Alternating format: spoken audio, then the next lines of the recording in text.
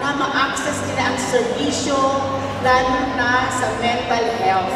Ito po ang reason kung bakit po tayo nagkakaroon ng healthy brain, healthy life taon-taon. Ako po ay taos-pusong nakikiisa sa inyong adhikain sa programang Healthy Brain, Healthy Life. Kung pwede mo ako gumawa ng resolution to encourage all LGUs na suportahan ang senior citizens sa mga programang mental health. Masarap na gawin. Yung mga kasama mo yung mga magulang mo na mahabang panahon. At naniniwala po ako sa kasabihan na to, ang taong nagmamahal sa magulang pinagpapala ng Diyos. Sa mga minamahal kong senior citizen, nakapwa kong senior, let us continue praying the rosary.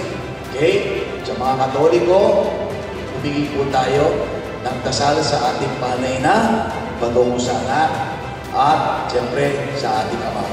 Okay? At sa mga hindi Katoliko, let us continue praying using the Bible.